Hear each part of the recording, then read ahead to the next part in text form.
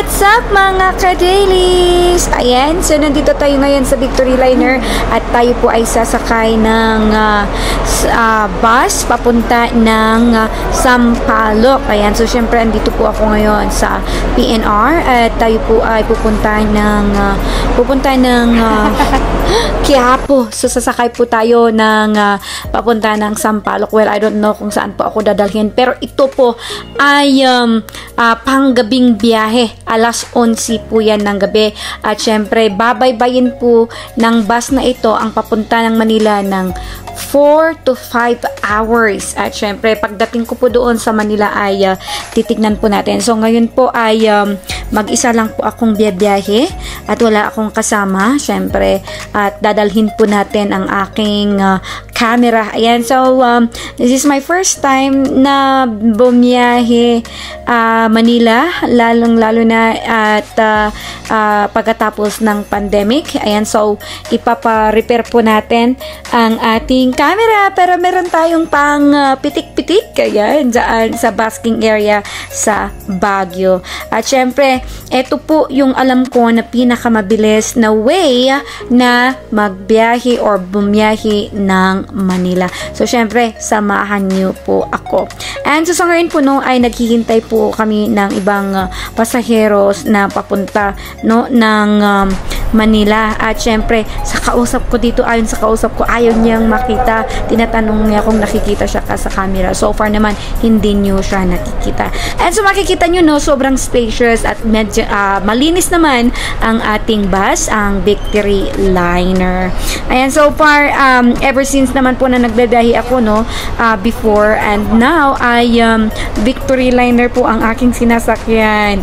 Ayan, so yun po. At syempre, ay ilang minuto na lang at tayo po ay lalarga na at samahan niyo po ako papunta or bumiyahe ng Manila papunta sa Quiapo.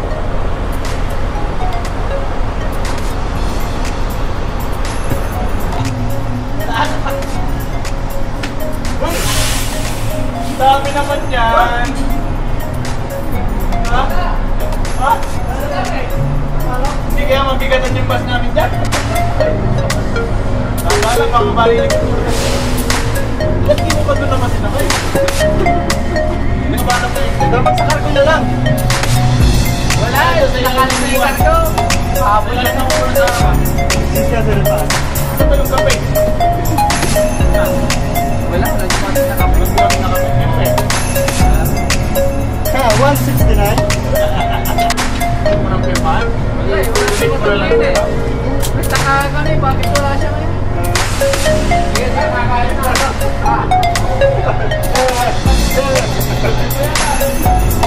Kaya ako, babawi naman niya. Wala talaga si Matami. May next time pa naman. Wah! Wala po. Pasuyo po na mga seatbelt namin.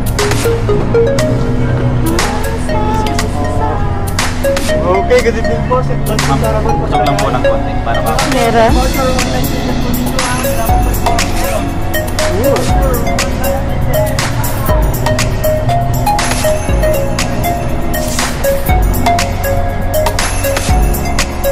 Embarkation. So, other than that, our time here is 10:45. Alis na po tayo sa Baguio. 39. Okay, thank you.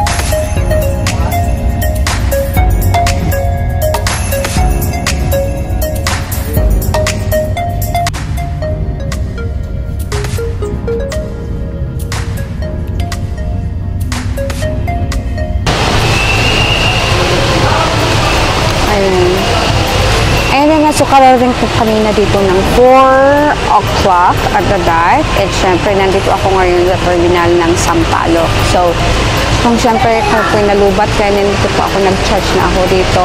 So, maghintay ako dito ng 4 hours hanggang magbubukas po ang Hidalgo Camera Repairing Station. Ayan. So, kanina po marami pong humaharang sa atin kung gusto nating magpa-taxi. But then, hindi po tayo makaptaxi sapagkat ang aga pa para pumunta po ako ng Quiapo. So, dito muna ako naglalagay ng 4 oras hanggang po magbukas ang Hidalgo Camera Station. So, syempre, dito lang po pala ang ating, ipakita ko sa inyo ang Sampaloc terminal.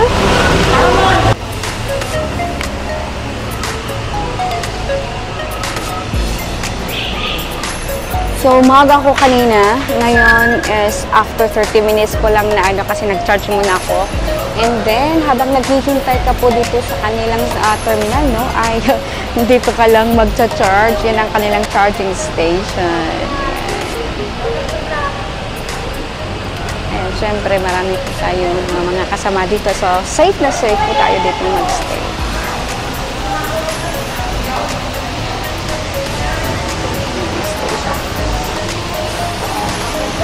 Super naman.